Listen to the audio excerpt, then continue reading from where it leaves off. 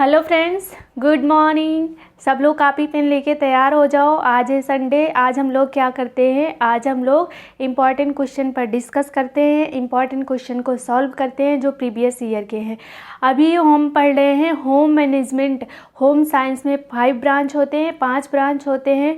Home management, textile, nutrition, CD और extension education. अभी हम लोग क्या पढ़ रहे हैं, अभी हम लोग फर्स्ट ब्रांच पढ़ रहे हैं home management. Home management complete होने के बाद फिर सेकेंड पार्ट पढ़ेंगे टेक्सटाइल। आज हम लोग क्या करते हैं, आज हम करते हैं इंपॉर्टेंट क्वेश्चन पर डिस्कस। आज हम लोग 50 क्वेश्चन को सॉल्व करेंगे। तो हम देखते हैं पहला क्वेश्चन हमारा क्या है। पहला क्वेश्चन है, रेखाओं को मिलाकर बनाया गया डिज़ाइन कहलाता है। जितने भी हम अभी तक जितने क्लास पढ़ चुके हैं, जितने टॉपिक पर डिस्कस हुआ है, वहीं से क्वेश्चन को मैं ऐड करी हूँ। जितने भी टॉपिक पढ़ चुके हैं, हम अभी 18 टॉपिक पढ़े हैं और वहीं से ही क्वेश्चन को मैं यहाँ पे ले आई हूँ और वही क्वेश्चन हम सॉल्व करेंगे। तो अगर जो प्रीवियस ईयर का जो पहले वाला वीडियो है उसको कोई अगर देखना चाहता है तो डिस्क्रिप्शन बॉक्स में, हर वीडियो के डिस्क्रिप्शन बॉक्स में आपको वीडियो का लिंक मिल जाएगा। तो आप वहां से जाके सारी वीडियो देख सकते हैं। ढूंढने की ज़रूरत नहीं है, एक ही जगह पे आपको सारी वीडियो मिल जाएगी। सो अब हम स्टार्ट करते हैं अपना क्लास। पहला क्वेश्चन देखते हैं, रेखाओं को मिलाकर बनाया गया डिज़ाइन क्या कहलाता है। जो रेखाओं को मिलाकर बनाया गया डिज़ाइन क्या कहलाता है, सिर्फ और सिर्फ रेखाओं को मिलाकर बनाया जाता है। वैसे तो सारे डिज़ाइनें रेखाओं को मिलाकर ही बनाई जाती है, लेकिन जो ये मेन है, जो एक इसमें केवल और केवल रेखाओं को मिलाकर बनाया जाता है। इसमें गोलाई भी नहीं दिया जाता है। रेखाओं को मिलाकर बनाने से मतलब है, जो यहाँ पे जो पूछा गया है वो ऐसे, इसमें कहीं भी गोलाई नहीं दे सकते हम। ऐसे वाली जो डिज़ाइन बनती है वो कौन सी डिज़ाइन कहलाती है, तो प्राकृतिक डिज़ाइन पहला ऑप्शन दिया है। प्राकृतिक डिज़ाइन हम जानते हैं, प्राकृतिक डिज़ाइन में क्या होता है, पेड़ पौधों का चित्र बनाते हैं। जितने भी नेचर की चीज़ें हैं, जितनी भी नेचुरल चीज़ें हैं उसको हम दर्शाते हैं। यहाँ पे दूसरा है ज्योमेट्री डिज़ाइन। ज्योमेट्री डिज़ाइन में क्या होता है, तो सबको पता है ज्योमेट्री डिज़ाइन क्या है, रेखाओं को मिलाकर बनाई जाती है। और इसमें क्या होता है, इसमें गोलाई नहीं दी जाती है। जैसे घर का नक्शा हो गया, मैप हो गया, और क्या हो गया, और जो कहाँ का, पंजाब की जो फुलकारी है, पंजाब में फेमस कढ़ाई है फुलकारी। फुलकारी में क्या होता है, फुलकारी में भी रेखाओं को मिलाकर ही डिज़ाइन बनाया जाता है, उसमें भी गोलाई नहीं दी जाती। अमूर्त डिज़ाइन है तीसरा और दी है। सभी तो नहीं आएगा इसमें। इसमें कौन सा ऑप्शन सही होगा, इसमें बी ऑप्शन सही होगा, जो है क्या, ज्योमेट्री डिज़ाइन। ज्योमेट्री डिज़ाइन में रेखाओं को मिलाकर बनाया जाता है, इसमें कोई भी घुमाव गोलाव कुछ भी नहीं दिया जाता है। इसका कौन सा सही होगा, इसका बी ऑप्शन सही हो जाएगा। दूसरा क्वेश्चन हम देखते हैं। दूसरा क्वेश्चन कौन सा है, समतल क्षैतिज रेखा प्रदर्शित करती है। समतल या क्षैतिज रेखा क्या प्रदर्शित करती है। अभी हम कला के सिद्धांत, कला के तत्व में पढ़े थे, इसको ये सब अच्छे से देखे थे हम। उसमें यहाँ पे क्या क्वेश्चन पूछा गया है कि समतल या क्षैतिज, जो समतल है उसी को क्षैतिज रेखा भी कहा जाता है। और ये कैसा होता है, समतल या क्षैतिज रेखा कैसी होती है, ये रेखा जो होती है इसी को समतल या क्षैतिज रेखा कहा गया है। और इसमें क्या पूछा जा रहा है कि समतल या क्षैतिज रेखा क्या प्रदर्शित करती है, क्या दिखाती है। पहला दिया है चौड़ाई, दूसरा दिया है लंबाई, तीसरा है औपचारिकता, और चौथा है उत्साह। इसमें जितने भी दिए गए हैं, लंबाई, औपचारिकता और उत्साह की कौन सी रेखा दर्शाती है, तो लंबी रेखा ये दिखाती है। और पहला क्या ऑप्शन दिया गया है, पहला है चौड़ाई। तो इसमें से कौन सा सही होगा, पहला ऑप्शन सही हो जाएगा। जो समतल या क्षैतिज रेखा है ये कौन सी क्या प्रदर्शित करती है, तो ये चौड़ाई को दिखाती है, आराम को दिखाती है। तीसरा क्या है, आँखों को गति प्रदान करती है। हमारी आँखों को गति कौन सी चीज़ प्रदान करती है, रेखा, आकार, रंग, रूप, क्या ऐसी चीज़ें जो हमारी आँखों को गति प्रदान करती है। पहला क्या दिया गया है, लय, दूसरा क्या है, अनुपात, तीसरा है संतुलन, चौथा है अनुरूपता। तो हम सबको पता है कि इसमें लय आएगा। लय क्या होती है, हमारी आँखों को गति प्रदान करती है। और क्या होता है, अगर लय से हम कार्य कोई करते हैं तो हम कम थकते हैं या जल्दी नहीं थकते हैं। तो इसमें कौन सा ऑप्शन सही होगा, इसमें होगा दूसरा, पहला ऑप्शन सही होगा। पहला क्या है, लय हमारी आँखों को गति प्रदान करती है। चौथा क्या है, पिरामिड कौन सी डिज़ाइन को दिखाता है। पिरामिड कौन सी डिज़ाइन को दिखाता है, अभी इसको भी हम लोग उसी में पढ़े थे, कला के तत्व में, कि इसको किस में पढ़े थे, इसमें हम पढ़े थे डिज़ाइन वाले चैप्टर में, डिज़ाइन वाले टॉपिक में पढ़े थे हम कि डिज़ाइन कितने प्रकार की होती है। तो 2 प्रकार की, सजावटी और रचनात्मक होती है। इसमें क्या पूछा गया है, इसमें पूछा गया है पिरामिड कौन सी डिज़ाइन को दिखाता है, कौन सी डिज़ाइन को रिप्रेजेंट करता है। तो पहला दिया है सजावटी डिज़ाइन। सजावटी डिज़ाइन तो नहीं होगा, इसको हम सब लोग जानते हैं कि सजावटी डिज़ाइन क्या होता है। रचनात्मक डिज़ाइन के ऊपर जो हम उसकी सजावट के लिए, उसके खूबसूरती के लिए जो डिज़ाइन करते हैं, उसके ऊपर जो बनाते हैं वो होती है रचनात्मक, वो होती है सजावटी। लेकिन पिरामिड क्या होता है, पिरामिड केवल रेखाओं को मिलाकर बना हुआ होता है, उसमें सुंदरता के लिए कोई भी चीज़ ऊपरी से ऐड नहीं किया जाता है। तो इसमें क्या होगा, पिरामिड कौन सी डिज़ाइन को दिखाता है, पिरामिड रचनात्मक डिज़ाइन को दिखाता है या स्ट्रक्चर डिज़ाइन को दिखाता है। इसमें ऑप्शन 2 सही हो जाएगा, बी वाला ऑप्शन सही है इसमें। पांचवा क्वेश्चन देखते हैं, पुष्प सज्जा की शुरुआत कहाँ से हुई है। इसमें पूछा गया है कि पुष्प सज्जा की शुरुआत कहाँ से हुई है। अभी जो टॉपिक हम पढ़े थे 2 दिन पहले, क्या पढ़े थे, फ्लावर डेकोरेशन पढ़े थे। वहाँ पे इतिहास में सबसे पहला जो पॉइंट आया था वो यही था कि जो पुष्प सज्जा है उसकी शुरुआत कहाँ से हुई है और इसका डेवलपमेंट कहाँ पे हुआ है।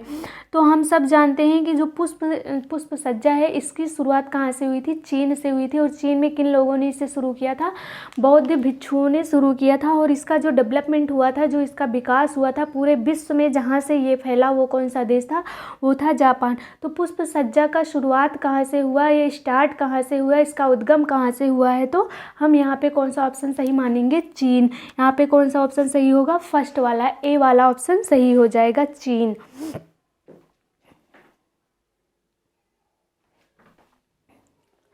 अब हम आगे का क्वेश्चन देखते हैं। छठा क्वेश्चन क्या है, हम आज 50 क्वेश्चन सॉल्व करेंगे। हम लोग क्या करेंगे, आज 50 क्वेश्चन सॉल्व करेंगे, अच्छे से देखेंगे, डीप लेवल में जाकर उसको देखेंगे, कोई भी डाउट ना रह जाए आज।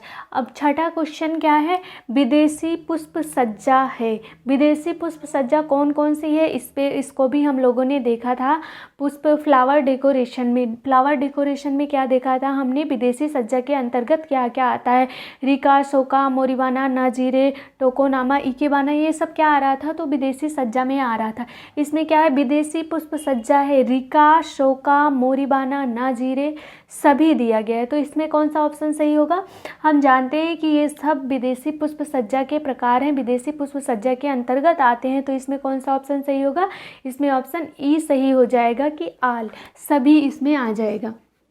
अब देखते हैं इकेबाना का अर्थ है। इकेबाना का अर्थ किससे लगाया गया, जापान के लोग इकेबाना को क्या कहते थे, किससे वो इसका अर्थ लगाते थे। तो पहला क्या दिया गया है, फूल, दूसरा है ताजे फूल, तीसरा है जीवित फूल और चौथा क्या है, सभी। तो हम जानते हैं कि इकेबाना जापान के जो लोग थे वो क्या मानते थे कि जो फूल है उसमें जीव है, वो जीवित रहता, वो हमारा संदेश भगवान के पास, ईश्वर के पास लेकर जाता है। तो इकेबाना का अर्थ यहाँ किससे लगाया जाएगा, जीवित फूलों से। इसमें कौन सा ऑप्शन सही होगा, इसमें सी ऑप्शन सही होगा कि जीवित फूल। इकेबाना का अर्थ है जीवित फूल और ये क्वेश्चन में पूछा भी गया, एग्जाम टाइम में ये क्वेश्चन आया भी है, जीवित फूल से लगाया गया है इसका। टोकोनामा का अर्थ क्या है, टोकोनामा किससे रिलेटिव है, पहला क्या दिया गया है, फूल, दूसरा मंदिर, तीसरा मस्जिद, चौथा क्या है, सभी। तो टोकोनामा हम जानते हैं कि जहाँ जापान के लोग जहाँ पे पूजा करते थे ये लोग, उसे क्या बोलते थे, टोकोनामा। तो इसका अर्थ किससे लगाया गया है, इसका अर्थ मंदिर से लगाया गया है। टोकोनामा का अर्थ मंदिर से लगाया गया है। सिन क्या प्रदर्शित करता है, 9वां क्वेश्चन है, शिन क्या प्रदर्शित करता है। हम लोग पढ़े थे डिज़ाइन की 3 लाइनें थी, डिज़ाइन की 3 लाइनें थी, क्या क्या थी, शिन, सो, हाई की। शिन क्या दिखाता था, तो शिन प्रेजेंट करता था, शिन क्या प्रेजेंट करता था, स्वर्ग को, सो क्या दिखाता था, मानव को, और हाई की किससे दिखाता था, हाई की पृथ्वी को दिखाता था। तो इसमें क्या पूछा गया, इसमें पूछा गया है शिन किसे रिप्रेजेंट करता है। तो हम क्या लगाएंगे, पहला दिया गया है स्वर्ग, दूसरा पृथ्वी, तीसरा मनुष्य, चौथा ईश्वर। तो हम शिन जानते हैं, हमें पता है कि शिन क्या प्रदर्शित करता है, शिन स्वर्ग को दिखाता है। इसमें कौन सा ऑप्शन सही होगा, इसमें ए वाला ऑप्शन सही हो जाएगा, स्वर्ग। 10वां क्या है, 10वां क्वेश्चन हम देखते हैं कि फूलों को ताज़ा बनाने के लिए कौन सा पदार्थ उपयुक्त होगा। फूलों को लंबे टाइम तक, ज़्यादा टाइम तक ताज़ा बनाने के लिए हम किस चीज़ का यूज करें जिससे हमारे फूल लंबे टाइम तक ताज़े ताज़े बने रहें। इसमें क्या दिया गया है, पहला दिया गया है नमक, दूसरा है बोरिक एसिड, तीसरा है अल्कोहल, चौथा है सभी। तो हम जानते हैं कि अगर जो फ्लावर पॉट है उसमें जो पानी है, फ्लावर पॉट के पानी में अगर हम थोड़ा सा नमक डाल देंगे तब भी हमारे फूल ताज़े रहेंगे, बोरिक एसिड डालेंगे वो तब भी ताज़े रहेंगे, अल्कोहल डालेंगे फिर भी हमारा फूल ताज़ा ताज़ा बना रहेगा। तो इसमें कौन सा ऑप्शन सही होगा, इसमें डी ऑप्शन सही हो जाएगा, इसमें सभी हो जाएगा कि नमक, बोरिक एसिड, अल्कोहल और क्या देखे थे हम, और हम देखे थे चांदी के सिक्कों को भी डालने से क्या होता है, हमारा फूल ताज़ा रहता है। अब हम इसके आगे का क्वेश्चन देखते हैं।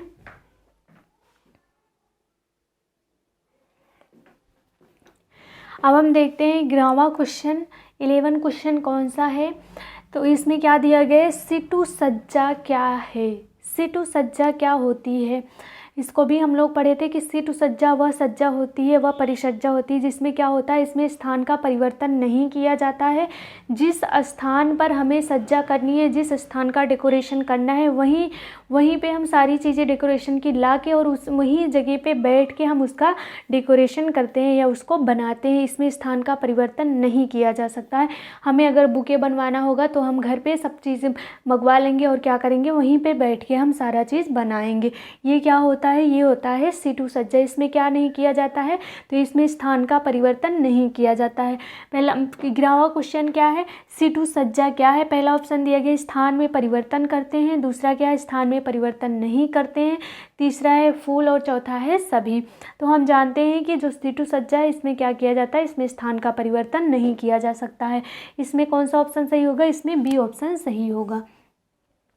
इसमें कौन सा ऑप्शन सही होगा, तो बी सही होगा इसमें। अब देखते हैं अगला क्वेश्चन, किस अवस्था में समय और धन की मांग ज़्यादा होती है। अभी जब हम पढ़ लेते फैमिली लाइफ सर्कल तो उसमें दिखाया गया था, उसमें बताया गया था कि फैमिली की जो परिवार की अवस्था है वो 3 अवस्था है, प्रारंभिक और क्या है, प्रारंभिक है या जिसे स्थापत्य काल कहा गया है, दूसरा है विस्तार की अवस्था और तीसरा क्या है, संकुचित अवस्था। और उसमें हमने ये भी देखा था कि किस अवस्था में समय और धन की मांग ज़्यादा होती है और किस अवस्था में पर्याप्त मात्रा में हमारे पास समय और धन रहता है। तो इसमें क्या देखना है हमें, इसमें क्या पूछा गया है कि किस अवस्था में समय और धन की मांग ज़्यादा होती है। पहला दिया गया है स्थापत्य काल, दूसरा है प्रारंभिक अवस्था, तीसरा है विस्तार की अवस्था और चौथा क्या है, संकुचित अवस्था। तो जो इसमें दिया गया है स्थापत्य काल और प्रारंभिक अवस्था एक ही है, प्रारंभिक अवस्था का नाम है स्थापत्य काल उसे कहते हैं। और दूसरा क्या दिया गया, स्थापत्य काल या प्रारंभिक अवस्था में हम जानते हैं कि 2 ही मेंबर रहते हैं, लड़का और लड़की, सिर्फ उनकी शादी हो जाती है, उनकी एक फैमिली बन जाती है। उसमें क्या होता है, उसमें उनके पास समय और धन दोनों बराबर, दोनों पर्याप्त मात्रा में रहते हैं। दूसरा क्या है, विस्तार की अवस्था। विस्तार की अवस्था में क्या होता है, वो 2 से 4 हो जाते हैं। तो क्या होता है, उनका जब परिवार बढ़ेगा तो क्या होगा, समय और धन की मांग ज़्यादा होगी। तो किस अवस्था में समय और धन की मांग ज़्यादा होती है, विस्तार की अवस्था में। इसमें कौन सा ऑप्शन सही होगा, इसमें सी ऑप्शन सही होगा। इसमें कौन सा होगा, सी, विस्तार की अवस्था में समय और धन की मांग ज़्यादा होती है। अगला क्वेश्चन देखते हैं, घर बनाने के लिए उपयुक्त मिट्टी कौन सी होगी। सब जो इसमें जितनी मिट्टी दी गई है इसमें से घर बनाने के लिए कौन सी मिट्टी अच्छी होगी। पहला दिया गया है रेतीली मिट्टी, दूसरा दिया गया है भराई, तीसरा दिया गया है चिकनी और चौथा दिया गया है सभी। जो भराई की मिट्टी है, हम जानते हैं कि भराई की मिट्टी में हम घर नहीं बना सकते। क्यों नहीं बना सकते, क्योंकि वो कूड़ा करकट, कचरा, मलमूत्र सब चीज़ों से, जो जहाँ पर गड्ढे नाले कहीं पे रहते हैं तो वहाँ पे कचरा डालते डालते वो अपने आप लेबल में आ जाता है, जैसे लगता है कि वो मिट्टी है, लेकिन वो मिट्टी नहीं रहती है। क्यों, क्योंकि वो अच्छी चीज़ों से नहीं बनी है, वो कचरे से बनी हुई मिट्टी रहती है। और यहाँ से क्या निकलता है, यहाँ से हानिकारक गैस निकलता है और बारिश होने पर इसकी भूमि जो रहती है, इसकी ज़मीन क्या रहती है, अंदर धंस जाती है। इसलिए हम भराई की मिट्टी में घर नहीं बनाते हैं। चिकनी मिट्टी में भी हम घर नहीं बनाते। क्यों नहीं बनाते, क्योंकि अगर चिकनी मिट्टी में हम घर बनाएंगे तो क्या होगा, ये पानी को सोखता नहीं है, नमी रहेगी हमारे घर में। अगर घर में नमी रहेगी तो घर में कीड़े पनपेंगे और क्या होगा, हमारा घर खराब हो जाएगा जल्दी। इसलिए हम ना भराई की मिट्टी में घर बनाते हैं और ना ही चिकनी मिट्टी में घर बनाते हैं। घर किस मिट्टी में बनाते हैं, हम रेतीली मिट्टी में। रेतीली मिट्टी में क्या गुण होता है जिससे हम घर बनाते हैं, तो इसमें एक बहुत बहुत अच्छा गुण होता है कि यह पानी को अंदर सोख लेता है, जिससे हमारे घर में नमी नहीं रहती है। तो जो इसमें क्या पूछा गया क्वेश्चन, घर बनाने के लिए उपयुक्त मिट्टी कौन सी है, तो इसमें हम जानते हैं कि रेतीली मिट्टी। इसमें कौन सा ऑप्शन सही होगा, इसमें पहला ऑप्शन सही हो जाएगा, ए वाला सही हो जाएगा। अगला क्वेश्चन देखते हैं, मैदानी क्षेत्रों में आमुख होना चाहिए। आमुख का क्या मतलब होता है, द्वार, ओरिएंटेशन जिसे इंग्लिश में कहा जाता है। इसमें क्या पूछा गया है, मैदानी क्षेत्रों में आमुख किस दिशा में होना चाहिए। मैदानी भागों में जब घर बनाते हैं तो वहाँ पर जो घर का द्वार है, जो घर का ओरिएंटेशन है, वो किस दिशा में होना चाहिए, तो सबसे ज़्यादा बढ़िया होगा। पहला ऑप्शन दिया गया है दक्षिण, दूसरा पूरब, तीसरा पश्चिम और चौथा क्या है, उत्तर। तो हम सबको पता है कि मैदानी क्षेत्रों में क्या होना चाहिए, जब घर बनाते हैं तो आमुख किस दिशा में करना चाहिए, उत्तर दिशा में करना चाहिए। इसमें कौन सा ऑप्शन सही हो जाएगा, इसमें डी ऑप्शन सही होगा। अगला क्वेश्चन देखते हैं कि ऐसा व्यय जिसमें कोई परिवर्तन नहीं किया जा सकता है। हम व्यय वाले लेसन में, हम व्यय वाले टॉपिक में इसको अच्छे से पढ़े हैं कि व्यय कितने प्रकार के होते हैं और किस व्यय में हम परिवर्तन कर सकते हैं, किस व्यय में परिवर्तन नहीं कर सकते। इसमें क्या पूछा गया है, ऐसा व्यय जिसमें कोई परिवर्तन ना किया जा सके। पहला दिया गया है निश्चित व्यय, दूसरा दिया गया है अर्धनिश्चित व्यय, तीसरा दिया गया है अन्य व्यय और चौथा क्या है, सभी है, सभी दिया गया। और हमें सबको पता है कि जो निश्चित व्यय होता है उसमें हम कोई भी कटौती नहीं कर सकते, उसमें परिवर्तन नहीं कर सकते। तो इसमें कौन सा ऑप्शन सही होगा, इसमें पहला वाला ऑप्शन सही हो जाएगा, ए। निश्चित व्यय में हम कोई भी परिवर्तन नहीं कर सकते हैं।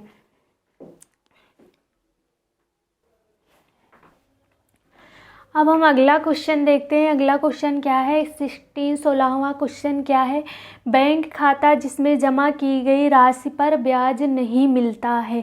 बैंक में ऐसा कौन सा अकाउंट हम खुलवाते हैं जिसमें हम पैसे तो जमा करते हैं लेकिन उसमें क्या नहीं मिलता है, उसमें हमें ब्याज नहीं मिलता, उसमें 1% इंटरेस्ट नहीं मिलता है। हमें ऐसा कौन सा खाता है। पहला ऑप्शन दिया गया है बचत खाता, दूसरा है सावधि खाता, तीसरा है चालू खाता और चौथा क्या है, आवर्ती जमा खाता। तो इसमें से कौन सा ऑप्शन सही होगा, इसमें से सी ऑप्शन सही होगा। सी क्यों सही होगा, जो है चालू खाता। चालू खाता को क्या कहते हैं, करंट अकाउंट कहते हैं। इसमें क्या होता है, ये व्यापारियों के लिए होता है, व्यवसायियों के लिए होता है। इसमें क्या होता है, दिन भर में कितनी भी बार पैसे जमा कर सकते हैं और पैसे निकाल सकते हैं, लेकिन इसमें क्या होता है, इसमें कोई भी इंटरेस्ट, कोई भी ब्याज नहीं मिलता है। इसलिए कौन सा सही होगा, इसमें सी ऑप्शन सही हो जाएगा, चालू खाता, जिसे क्या कहते हैं, करंट अकाउंट कहते हैं।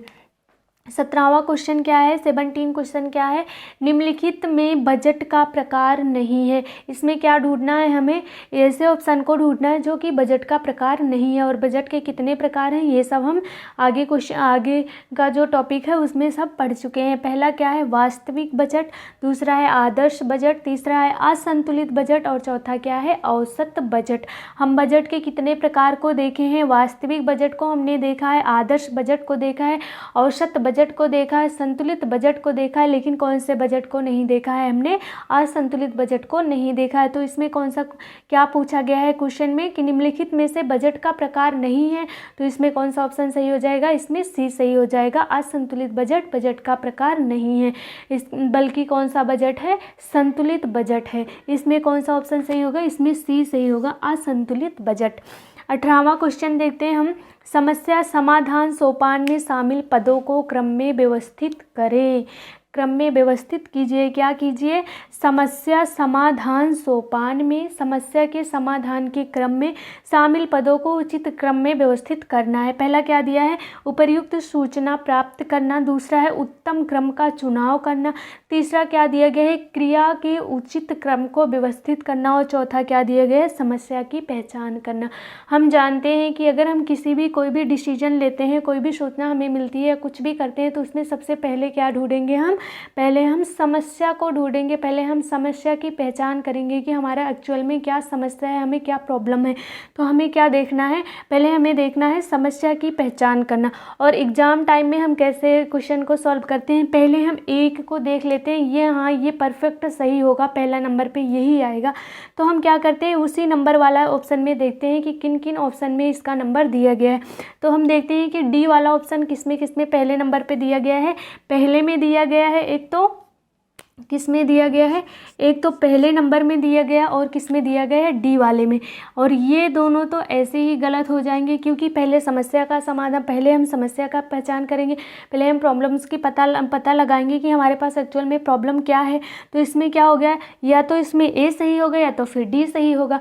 अब हम आगे देख लेते हैं। पहला एक तो हमें मिल गया कि पहले हम क्या करेंगे, पहले हम समस्या को पहचानेंगे। दूसरा अब हम देखते हैं क्या होगा, दूसरा क्या होगा, उपर्युक्त सूचना को प्राप्त करना, उत्तम क्रम का चुनाव करना, क्रिया को उचित क्रम में लगाना। तो हमें पता है दूसरे नंबर पे क्या होता है, उपर्युक्त सूचना को हम प्राप्त करते हैं। तो इसमें ए नंबर जहाँ पे भी होगा उसमें सही हो जाएगा। तो इसमें कौन सा सही होगा, ए वाला सही होगा। पहले क्या आएगा, समस्या की पहचान करना, दूसरे नंबर पे क्या आएगा, उपर्युक्त सूचना को प्राप्त करना, तीसरे में क्या आएगा, क्रिया को उचित क्रम में लगाना, और चौथे में क्या आएगा, उत्तम क्रम का चुनाव करना। हम लास्ट में क्या करते हैं, जो सबसे बढ़िया ऑप्शन होता है हम उसका चुनाव कर लेते हैं, जो सबसे अच्छा विकल्प होता है हम उसका चुनाव कर लेते हैं। 19वां क्वेश्चन देखते हैं हम, आय और व्यय का व्यवस्थापन कहलाता है। आय और व्यय का व्यवस्थापन क्या कहलाता है, ये बताना है। इसमें पहला ऑप्शन दिया गया है बचत, दूसरा है बजट, तीसरा है आय और चौथा क्या है, व्यय। हम आय और व्यय का व्यवस्थापन किस में करते हैं, आय और व्यय का मैनेजमेंट किस में करते हैं। तो हमें पता है बचत क्या होता है, पहला ऑप्शन दिया गया है इसमें बचत। बचत क्या होता है, जब आय व्यय जितना हमारे आय होता है उसमें से जब हम व्यय को माइनस कर देते हैं, जो हमारे पास बचता है वही होता है बचत। और बजट क्या होता है, आय व्यय का लेखा जोखा होता है। तो इसमें क्या पूछा गया, आय और व्यय का व्यवस्थापन क्या कहलाता है, हमें पता है क्या कहलाता है, बजट कहलाता है। इसमें कौन सा ऑप्शन सही होगा, इसमें बी वाला ऑप्शन सही होगा, इसमें बी वाला ऑप्शन सही होगा। अगला क्वेश्चन देखते हैं, निम्न में से कौन प्रबंधन के कार्य से संबंधित है। इसमें राइटर का नाम दिया गया और पूछा गया है कि इनमें से कौन से ऐसे राइटर हैं जो किससे संबंधित है, जो प्रबंधन के कार्यों से संबंधित है। पहला दिया गया है हेनरी फेयाल, दूसरा है टेलर, तीसरा है गिलब्रेथ और चौथा क्या है, एंटन मेयो। तो हम क्या जानते हैं इसमें कौन सा क्वेश्चन सही होगा, इसमें होगा पहला वाला ऑप्शन सही हो जाएगा। हेनरी फेयाल किससे संबंधित है, मैनेजमेंट के कार्यों से संबंधित है। अब हम आगे देखते हैं हमारा कितना क्वेश्चन है। अब हम आगे का क्वेश्चन देखते हैं कौन सा है, समय धीरे धीरे बीतने का एहसास दिलाता है। क्वेश्चन नंबर 21 में क्या पूछा गया है, समय धीरे धीरे बीतने का एहसास किस में दिखाता है, किस में पता चलता है। पहला ऑप्शन है नीरस थकान में, दूसरा है कुंठाजन्य थकान में, तीसरा है मानसिक थकान में और चौथा क्या है, शारीरिक थकान में। तो इसमें समय का धीरे धीरे बीतना किस थकान में दिखाता है, नीरस थकान में ये दिखाता है। और थकान कितने प्रकार के होते हैं, थकान 3 प्रकार के थकान को हमने पढ़ा है इसके आगे वाली क्लास में। क्या क्या पढ़ा है हमने, नीरस थकान, कुंठाजन्य थकान। नीरस थकान किसे कहते हैं, नीरस थकान कैसे उत्पन्न होता है, तो अगर हम एक काम को दिन भर करते रहेंगे तो क्या होता है, वहाँ से हमें नीरस थकान उत्पन्न हो जाता है। नीरस थकान में क्या होता है, हमारी बॉडी तो नहीं थकती है लेकिन मस्तिष्क, हमारा माइंड क्या होता है, थक जाता है। दिन भर एक ही काम को करने से क्या उत्पन्न हो जाता है, नीरस थकान। और कुंठाजन्य थकान क्या होता है, अपने लक्ष्य को प्राप्त करने में बार बार असफल होने से कुंठाजन्य थकान हो जाता है। इसमें क्या पूछा गया है, समय का धीरे धीरे बीतने का एहसास किस थकान में चलता है, तो नीरस थकान में चलता है। इसमें पहला ऑप्शन सही हो जाएगा, ए वाला इसमें सही होगा। अगला क्वेश्चन देखते हैं, 15वीं सदी की सज्जा किसे कहा गया। इसमें क्या पूछा गया है कि ऐसा कौन सा सज्जा है जिसे 15वीं शताब्दी की भी सज्जा कहा जाता है। पहला दिया गया है रिका, दूसरा है शोका, तीसरा है नाजीरे, चौथा क्या है, इकेबाना। इस सबको हम अच्छे से पढ़ चुके हैं पीछे वाली क्लास में। रिका क्या होता है, शोका क्या होता है, नाजीरे क्या होता है, इकेबाना क्या होता है। तो इसमें क्या पूछा गया है, 15वीं सदी की सज्जा किसे कहा गया है, 15वीं सदी की सज्जा शोका को कहा गया है। इसमें क्या होता है, इसका सजावट कहाँ पे किया जाता है, टेबल पे किया जाता है। या तो ये ना तो बहुत लंबा होता है और ना तो बहुत चौड़ा होता है। इसमें कौन सा ऑप्शन सही होगा, इसमें दूसरा वाला ऑप्शन सही हो जाएगा। 15वीं सदी की सज्जा शोका को कहा जाता है। अगला क्वेश्चन देखते हैं, निम्नलिखित में कौन से मानव संसाधन के प्रकार नहीं है। इसमें क्या पूछा गया है, संसाधन को पूछा गया है कि निम्नलिखित में से मानव संसाधन के प्रकार नहीं है। हम लोग रिसोर्स के बारे में पढ़े हैं। रिसोर्स 2 प्रकार के होते हैं, क्या होता है, मानवीय संसाधन और क्या था, अमानवीय संसाधन, ह्यूमन रिसोर्स और नॉन ह्यूमन रिसोर्स। तो इसमें क्या पूछा गया है, ह्यूमन रिसोर्स नहीं है। मतलब क्या पूछा गया, इसमें ऐसे कौन से रिसोर्स हैं जो ह्यूमन रिसोर्स नहीं है, नॉन ह्यूमन रिसोर्स है। मानवीय संसाधन वो नहीं है। पहला क्या है, ज्ञान, ज्ञान, ज्ञान मानवीय संसाधन है, सबको पता है। दृष्टिकोण मानवीय संसाधन है। बुद्धि मानवीय संसाधन है। मानवीय संसाधन किसे कहते हैं? जो कि एक इंसान की इंटरनल पावर होती है, एक इंसान के अंदर, एक व्यक्ति के अंदर, एक पर्सन के अंदर निहित होता है, उसे क्या कहते हैं? मानवीय संसाधन कहते हैं, ह्यूमन रिसोर्स कहते हैं। तो इसमें क्या है? ज्ञान तो हो गया मानवीय संसाधन, दृष्टिकोण मानवीय संसाधन, बुद्धि मानवीय संसाधन। ये तीनों को निकाल देंगे तो कौन सा बचेगा? बी और ई। बी और ई क्या है? निम्नलिखित में से कौन से मानव संसाधन के प्रकार नहीं हैं? तो इसमें कौन सा ऑप्शन सही होगा? बी और ई सही हो जाएगा। ज्ञान, दृष्टिकोण और बुद्धि तो मानवीय संसाधन है, लेकिन इसमें क्या हम देखेंगे कि मानवीय संसाधन के प्रकार हैं, क्योंकि ऑप्शन में 3 दिया गया है। तो हम देखेंगे निम्नलिखित में कौन से मानवीय संसाधन के प्रकार है। पहला क्या है? ज्ञान, दृष्टिकोण, बुद्धि, 3 मानवीय संसाधन है। पहला हम देख लेते हैं ए सी डी, जहाँ पे सही होगा वहीं हम सही लगा देंगे। ए सी डी किस में सही है? चौथे ऑप्शन में सही है, तो इसमें ये वाला सही हो जाएगा। अगला क्वेश्चन देखते हैं, कार्य निष्पादन आकलन में प्रयुक्त विधियाँ हैं। कार्य के निष्पादन के आकलन में कौन कौन सी विधियाँ प्रयुक्त होती हैं, ये देखना है। पहला क्या दिया गया है? क्रोनोसाइकिल ग्राफ, दूसरा है कार्य प्रतिदर्श, तीसरा है पाथवे चार्ट और चौथा क्या है? Micro motion. तो इसमें क्या सही हो जाएगा? इसमें आल सही हो जाएगा, इसमें सभी सही होगा, क्योंकि ये सारी विधियां कार्य निष्पादन में प्रयुक्त होती हैं। अगला देखते हैं क्वेश्चन क्या है? गलत का चुनाव कीजिए। पहला क्या दिया गया? इसमें 0 गोला दिया गया है, छोटा गोला, ये गोला दिया गया। गोला क्या दिखाया है? क्रिया को। आयत दिया गया है, क्या दिखा रहा है? निरीक्षण को। त्रिभुज दिया गया है, ये क्या दिखा रहा है? अवरोध को। ऐसा गोला दिया गया है, ये क्या दिखा रहा है? आलस्य को। तो ये किस चार्ट का है? ये प्रोसेस चार्ट का। प्रोसेस चार्ट हम लोग बहुत अच्छे से पढ़ चुके हैं। पहला तो हमें इसमें गलत को ढूंढना है। हम जानते हैं ये भी सही है, बी भी सही है, सी भी सही है, लेकिन वो जो गोला है, जो भरा वाला गोला है, ये क्या दिखाता है? ये 2 कार्यों को एक साथ करने को प्रदर्शित करता है प्रोसेस चार्ट में, और इसमें क्या दिया गया है? आलस। तो इसमें कौन सा सही हो जाएगा? इसमें डी सही हो जाएगा। इसमें गलत का चुनाव, गलत कौन है? तो आलस, डी वाला ऑप्शन गलत है इसमें। अब आगे का क्वेश्चन देखते हैं हम, आगे क्या क्या है। अब हम अगला क्वेश्चन देखते हैं कौन कौन सा है। 26 वाला क्वेश्चन 26 नंबर पे आ गए हैं हम। अभी हम 50 क्वेश्चन को आज हम सॉल्व करेंगे, और आप लोग बताइएगा, जितने भी लोग ये क्वेश्चन सॉल्व कर रहे हैं सब लोग कमेंट बॉक्स में बताइएगा कि 50 में से कितने क्वेश्चन आपके सही हुए हैं। नंबर लिख के बताइएगा आप लोग। तो हम 26 पे आ जाते हैं। क्या है? निम्नलिखित में से समय व्यवस्थापन के यंत्र पूछा गया है। समय व्यवस्थापन के यंत्र कौन से हैं? इसमें पहला क्या है? कार्यवक्र, दूसरा है विश्राम अवधि, तीसरा है पीक लोड, चौथा है सभी। तो क्या है? हम जानते हैं कि जो समय व्यवस्थापन के जो है यंत्र, जो समय व्यवस्थापन है उसे 2 भागों में बांटा गया था। एक तो यंत्र, दूसरा क्या है? समय के निर्धारक तत्व के बारे में बांटा गया था, तत्व में बांटा गया था। और इसमें क्या, यंत्र में क्या क्या आता है? तो कार्यवक्र, विश्राम अवधि और पीक लोड, ये तीनों इसी में आता है, यंत्र में ही आता है। तो इसमें कौन सा ऑप्शन सही होगा? इसमें डी वाला ऑप्शन सही हो जाएगा। 27वें नंबर का क्वेश्चन देखते हैं। मजदूर वर्ग सर्वाधिक व्यय किस पर करते हैं? इसमें क्वेश्चन पूछा गया है कि जो मजदूर लोग हैं वो सबसे अधिक व्यय किस पर करते हैं। तो पहला दिया गया है भोजन, दूसरा है शिक्षा, तीसरा है मनोरंजन और चौथा क्या है? आवास। तो हम सभी जानते हैं कि जो मजदूर वर्ग होते हैं वो सबसे ज़्यादा खर्च अपने भोजन पर करते हैं, क्योंकि उनके पास पैसे कम रहते हैं, और पहले वो क्या करते हैं? पहले अपने भोजन पर वो पहले अपना भोजन का खर्चा पूरा करते हैं, अपने भोजन पर व्यय करते हैं। उसके बाद जब पैसे बचते हैं तो अन्य व्यय पर वो खर्चा करते हैं। तो इसमें क्या पूछा गया है? मजदूर वर्ग सर्वाधिक व्यय किस पर करते हैं? तो वो भोजन पर करते हैं। इसमें पहला वाला ऑप्शन सही हो जाएगा। अगला क्वेश्चन है, गिफ्ट चेक की न्यूनतम धन राशि होती है। गिफ्ट चेक जो होता है, जो गिफ्ट का चेक करता है, वो कितनी धनराशि का करता है? उसका जो सबसे निम्नतम जो धनराशि है, जो इसमें जितने भी दिए गए हैं, इसमें पूछा गया है कि न्यूनतम धनराशि कितनी होती है। पहला है 11 रुपये, दूसरा है 21 रुपये, तीसरा है 50 रुपये और चौथा क्या है? 100 रुपये। तो हम सभी जानते हैं जो गिफ्ट चेक की न्यूनतम राशि है वो कितनी होती है? 11 रुपये होती है। तो इसमें कौन सा ऑप्शन सही होगा? इसमें भी ए ऑप्शन सही होगा।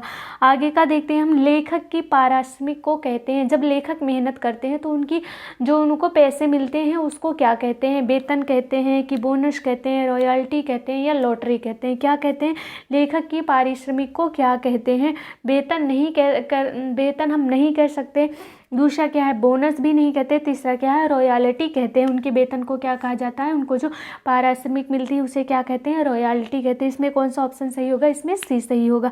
आगे का क्वेश्चन देखते हैं, अतिरिक्त आय है। अतिरिक्त आय का क्या मतलब होता है, इसमें क्या पूछा गया, अतिरिक्त आय। अतिरिक्त आय का मतलब ये होता है कि जो हमारे वेतन है, जो हमारा पेमेंट है, उसमें कुछ जोड़कर, कुछ ऐड करके हमें मिले, मतलब उससे अतिरिक्त मिले, उससे ज़्यादा जो पैसा मिल रहा है हमें कभी कभार जो मिलता है वो क्या होता है, वही होता है अतिरिक्त आय। अतिरिक्त आय किसे कहते हैं, बोनस है या किराया है या फिर वेतन है या आय है। लेकिन हम जानते हैं कि अतिरिक्त आय क्या होता है, बोनस होता है। बोनस क्या होता है, मान लो कि हमारा जो महीने का, जो हमारी मंथली इनकम है वो 5,000 रुपये है, तो 5,000 रुपये में कभी कभार जैसे कोई त्यौहार हुआ या जो जिस संस्था में हम काम कर रहे हैं उस कंपनी में ज़्यादा लाभ हो गया, तो क्या मिलता है, हमें बोनस के रूप में मिल जाता है। माना जाता है इसमें कितना मिलता है, एक महीने का जितना जिसका पेमेंट होता है उसी हिसाब से इसमें बोनस मिलता है। तो अतिरिक्त आय किसे कहा जाता है, बोनस को कहा जाता है। इसमें भी पहला वाला ऑप्शन सही हो जाएगा। अगला क्वेश्चन देखते हैं हम, व्यय का प्रकार नहीं है। व्यय का प्रकार नहीं है, इसमें ये पूछा गया है कि कौन सा ऐसा व्यय है जो व्यय का प्रकार ही नहीं है। पहला क्या है, निश्चित व्यय। दूसरा है अर्धनिश्चित व्यय। तीसरा है अनिश्चित व्यय। और चौथा क्या है, आधुनिक व्यय। इन तीनों व्यय के बारे में तो हम पढ़े हैं, अनिश्चित व्यय, निश्चित व्यय और अर्धनिश्चित व्यय, लेकिन आधुनिक व्यय के बारे में हम नहीं पढ़े हैं। आधुनिक व्यय क्या है, व्यय का प्रकार नहीं है। इसमें कौन सा ऑप्शन सही होगा, इसमें डी वाला ऑप्शन सही हो जाएगा। अब हम आगे का क्वेश्चन देखते हैं कि क्या क्या है, कितने क्वेश्चन बचे हैं। अभी काफ़ी क्वेश्चन है हमारे पास। अब हम अगला क्वेश्चन देखते हैं आगे का। 32 के क्वेश्चन क्या है, आवश्यकताओं की पूर्ति हेतु किया गया खर्च कहलाता है। हमारी आवश्यकताओं की पूर्ति के लिए जो खर्च हम करते हैं उसे क्या कहा गया है, ये पूछा गया। पहला दिया गया है आय, दूसरा व्यय, तीसरा बचत और चौथा बजट। तो हम जानते हैं जब हम अपनी आवश्यकताओं की पूर्ति के लिए जो पैसे हम खर्च करते हैं उसे क्या कहते हैं, उसे व्यय कहते हैं। तो सब जानते हैं। तो इसमें कौन सा क्वेश्चन सही हो, कौन सा ऑप्शन सही होगा, इसमें 2 नंबर सही हो जाएगा, व्यय। जब हम अपनी आवश्यकताओं की पूर्ति के लिए पैसे खर्च करते हैं तो उसे व्यय कहते हैं। दूसरा क्वेश्चन क्या है, डाक खाना जारी करता है। डाक खाना क्या जारी करता है, पहला दिया गया है राष्ट्रीय बचत पत्र, दूसरा है किसान बचत पत्र, तीसरा है ए और बी दोनों, और चौथा क्या है, कोई नहीं। तो इसमें क्या होगा, जो डाक खाना किसान बचत पत्र भी जारी करता है और राष्ट्रीय बचत पत्र भी जारी करता है। तो इसमें कौन सा ऑप्शन सही हो जाएगा, इसमें सही हो जाएगा सी ऑप्शन, ए और बी दोनों होगा। अगला क्वेश्चन देखते हैं, एक निश्चित अवधि के बाद बीमा राशि दोगुनी हो जाती है। ऐसा कौन सा अकाउंट है जिसमें क्या होता है कि एक निश्चित अवधि के बाद, जो कि एक निश्चित, जो एक परमानेंट टाइम रहता है, उसके बाद क्या हो जाता है, उसमें जो पैसा रहता है वो 2 गुना हो जाता है। किस में होता है ये, पहला दिया गया है द्विबंदोबस्ती बीमा में, दूसरा है संयुक्त बीमा में, तीसरा है विशेष बंदोबस्ती बीमा में और चौथा क्या होता है, आजीवन बीमा में। आजीवन बीमा में तो हम जानते हैं कि जो द्विबंदोबस्ती बीमा होता है इसमें एक फिक्स टाइम के बाद जितने भी पैसे हम जमा किए रहते हैं वो क्या होता है, 2 गुना हो जाता है। मान लो कि हमने 5,000 रुपये 5 साल के लिए जमा किए हैं, जब हम 5 साल के बाद वो पैसे निकलवाएंगे तो क्या होगा, वो हमारा 10,000 हो जाएगा। तो क्या होता है, एक निश्चित अवधि के बाद पैसे 2 गुने हो जाते हैं। किसमें, तो द्विबंदोबस्ती बीमा में। इसमें कौन सा ऑप्शन सही होगा, इसमें पहला वाला सही होगा। अगला क्वेश्चन देखते हैं, मांसपेशी थकान का मापक यंत्र क्या होता है। जो हमारी मांसपेशियाँ थक जाती हैं तो उसका जो मापक यंत्र है वो क्या है। पहला ऑप्शन दिया गया है थर्मोमीटर, दूसरा दिया गया है बैरोमीटर, तीसरा है अर्गोमीटर, चौथा क्या है, लेक्टोमीटर। तो हम सब जानते हैं कि मांसपेशी थकान को मापने का यंत्र क्या होता है, अर्गोमीटर होता है। इसमें कौन सा ऑप्शन सही हो जाएगा, इसमें सी वाला सही हो जाएगा। अगला क्वेश्चन हम देखते हैं, शरीर के घुमान का चित्रण किया जाता है। शरीर के घुमान का चित्रण किस में किया जाता है, पहला है माइक्रो मोशन में, दूसरा है मेमो मोशन में, तीसरा है साइकिल ग्राफ में और चौथा क्या है, स्टॉप वॉच में। तो हम क्या जानते हैं, इसमें ऑप्शन कौन सा सही होगा, इसमें बी ऑप्शन सही होगा, क्या होगा, मेमो मोशन। अगला क्वेश्चन देखते हैं हम कि बालक को पहला ढालने वाला मोल्डर कौन सा होता है। बालक को पहला ढालने वाला, बालक सबसे पहले कहाँ ढलता है, कहाँ उसका विकास होता है। इसमें क्या दिया गया है, पहला सोशल मीडिया तो बिल्कुल भी नहीं होगा, दूसरा है जल, तीसरा है परिवार, चौथा क्या है, समाज। तो इसमें कौन सा ऑप्शन सही होगा, इसमें सी वाला ऑप्शन सही होगा, क्या होगा, समाज। समाज ही वह पहला ढालने वाला मोल्डर होता है जो बच्चों को ढालता है। आगे का क्वेश्चन देखते हैं हम क्या है। 38 नंबर का क्वेश्चन क्या है, बालक का समाजीकरण आरंभ होता है। बालक का समाजीकरण कहाँ से आरंभ होता है ये पूछा गया है। पहला है घर से, दूसरा है पड़ोस से, तीसरा है कॉलेज से और चौथा क्या है समाज से। तो जो बालक होता है उसका समाजीकरण क्या होता है, कहाँ से होता है, परिवार से होता है। क्यों? क्योंकि परिवार ही उसका क्या होता है, प्रथम पाठशाला होता हुआ परिवार से ही सब कुछ सीखना शुरू करता है। तो इसमें कौन सा ऑप्शन सही हो जाएगा, ए वाला सही हो जाएगा। अगला क्वेश्चन हम देखते हैं, बजट का प्रमुख मद नहीं है। कौन सा मद ऐसा है जो बजट का प्रमुख मद नहीं है, प्रमुख मद नहीं है। पहला क्या है भोजन, दूसरा शिक्षा, तीसरा फैशन, चौथा क्या है घर। तो जो भोजन है, शिक्षा है और घर है ये तो प्रमुख मद है, लेकिन जो फैशन है ये प्रमुख मद नहीं है। इसमें कौन सा ऑप्शन सही हो जाएगा, इसमें सी वाला ऑप्शन सही हो जाएगा। अगला क्वेश्चन हम देखते हैं, जिस पर कोई धनराशि नहीं लिखी होती है वह कौन सा चेक होता है। कौन सा चेक ऐसा चेक होता है जिस पर कोई धनराशि नहीं लिखी हुई होती है। पहला है कोरा चेक, दूसरा है यात्री चेक, तीसरा है रेखांकित चेक और चौथा है निसार चेक। तो कौन सा होगा इसमें, कोरा चेक। कोरा चेक पे कोई भी धनराशि नहीं लिखी हुई होती है। इसमें कौन सा ऑप्शन सही हो जाएगा, इसमें ए वाला सही हो जाएगा। अगला क्वेश्चन हम देखते हैं, पुष्प सज्जा में कितने प्रकार के फूलों का प्रयोग किया जाता है। पहला ऑप्शन है 1 से 2, दूसरा है 3 से 5, तीसरा है 6 से 7 और चौथा क्या है 3 से 4। तो हम सभी जानते हैं कि पुष्प सज्जा में हम 3 से 5 प्रकार के फूलों का यूज कर सकते हैं। इसमें कौन सा ऑप्शन सही होगा, इसमें बी वाला सही हो जाएगा। अगला हम देखते हैं, परिवार का आरंभिक चरण कौन सा होता है। जब परिवार आरंभ होता है तो उसका पहला चरण कौन सा है उसको पूछा गया। पहला है सेवानिवृत्त, दूसरा है स्थापत्य काल, तीसरा है विस्तारण और चौथा क्या है प्रतिष्ठान की अवधि। तो इसमें क्या होगा, इसमें स्थापत्य काल ही परिवार का पहला चरण होता है।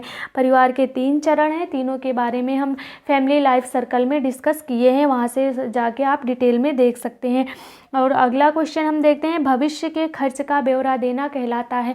भविष्य में जो होने वाले खर्च हैं उसका ब्यौरा देना क्या कहलाता है। पहला है गृह प्रबंधन, दूसरा है बजट, तीसरा है परिवार प्रबंधन और चौथा क्या है संसाधनों की देखरेख। तो हम क्या जानते हैं, इसमें जो हम भविष्य का ब्यौरा देते हैं, भविष्य के खर्चे का ब्यौरा करते हैं तो वो क्या होता है, वो बजट कहलाता है, पारिवारिक बजट। इसमें कौन सा ऑप्शन सही हो जाएगा, इसमें बी ऑप्शन सही हो जाएगा। अब आगे के क्वेश्चन को हम देखते हैं क्या है। अब हम अगला क्वेश्चन देखते हैं। अगला क्वेश्चन हमारा है, समाज की बुनियादी इकाई क्या है। इसमें क्या पूछा गया है, समाज की बुनियादी इकाई को पूछा गया है। पहला है स्कूल, दूसरा है अस्पताल, तीसरा है मस्जिद, चौथा क्या है परिवार। तो जो समाज की बुनियादी इकाई है वो क्या है, वो है परिवार। इसमें कौन सा ऑप्शन सही होगा, इसमें डी सही होगा। अगला क्वेश्चन, परिवार एक संस्था है। परिवार एक कैसी संस्था है ये पूछा गया। पहला है सामाजिक, दूसरा है सांस्कृतिक, तीसरा है शैक्षणिक और चौथा क्या है आर्थिक है। तो परिवार कैसी संस्था है, परिवार एक सामाजिक संस्था। इसमें कौन सा ऑप्शन सही होगा, इसमें ए वाला सही हो जाएगा। अगला क्वेश्चन देखते हैं, सजावटी डिजाइन का अस्तित्व किस डिजाइन से होता है। क्या पूछा गया है, सजावटी डिजाइन का अस्तित्व किस डिजाइन से होता है। पहला है अमूर्त, दूसरा है प्राकृतिक, तीसरा है रचनात्मक, चौथा क्या है कृत्रिम। तो हम सब जानते हैं कि सजावटी डिजाइन का अस्तित्व किससे होता है, रचनात्मक डिजाइन से। क्यों, क्योंकि अगर रचनात्मक डिजाइन नहीं होगी, उसका स्ट्रक्चर ही नहीं होगा, तो हम सजावट किस पर करेंगे। तो क्या होगा, इसका अस्तित्व किससे होता है, रचनात्मक डिजाइन से। इसमें सी वाला ऑप्शन सही हो जाएगा। अगला हम देखते हैं, उतार चढ़ाव का क्रम उत्पन्न करता है। उतार चढ़ाव का क्रम कौन सा उत्पन्न करता है ये पूछा गया। पहला है एकता, दूसरा है बल, तीसरा है लय, चौथा है अनुपात। तो इसमें जो उतार चढ़ाव का क्रम उत्पन्न करता वो क्या होता है, वो है लय। इसमें कौन सा ऑप्शन सही हो जाएगा, सी वाला सही हो जाएगा। अगला क्वेश्चन देखते हैं, कला के आधारित तत्वों में से एक है। कला के तत्व और कला के सिद्धांत हम पढ़ चुके हैं, वहाँ से क्वेश्चन आया है। क्या आया है कि कला के आधारित तत्वों में से एक है। कला का तत्व कौन सा है, संतुलन पहला है, दूसरा है लय, तीसरा है रेखा, चौथा क्या है अनुपात है। तो इसमें जो कला के तत्व हैं वो क्या है, रेखा है, क्योंकि जो संतुलन लय और अनुरूपता है ये क्या है, ये कला के सिद्धांत है। अगला हम देखते हैं, कला के सिद्धांत है। इसमें क्या पूछा गया है, कला के सिद्धांत क्या क्या है। पहला दिया गया है रेखा, दूसरा है प्रकाश, तीसरा है संतुलन, चौथा है सभी। लेकिन इसमें क्या होगा, जो कला के सिद्धांत वो क्या है, वो है संतुलन। इसमें कौन सा ऑप्शन होगा सही, सी वाला सही होगा। 50वां क्वेश्चन, लास्ट वाला क्वेश्चन हम देखते हैं। गृह व्यवस्था की प्रक्रिया है, गृह व्यवस्था की प्रक्रिया कौन सी है, इसमें ऑप्शन दिया गया है। पहला है भाषण, दूसरा है आयोजन, तीसरा है सीखना, चौथा है सभी। हम जानते हैं कि गृह व्यवस्थापन क्या होता है, आयोजन का होता है। क्यों, क्योंकि इसमें 3 चरण होते हैं, 3 स्टेप होते हैं, आयोजन, नियंत्रण और मूल्यांकन। तो इसका कौन सा ऑप्शन सही हो जाएगा, बी वाला सही हो जाएगा। आज हमने क्या किया, आज हमने 50 क्वेश्चन को सॉल्व किया, 50 क्वेश्चन पर डिस्कस किया, हमने सॉल्व किया। आप लोगों से हम्बल रिक्वेस्ट है कि अगर कोई भी जो भी ये क्वेश्चन सॉल्व कर रहा है वो ज़रूर बताएं, कमेंट बॉक्स में ज़रूर बताएं कि 50 में से किसका कितना क्वेश्चन सही हुआ है। थैंक यू, मिलते हैं अगले क्लास में।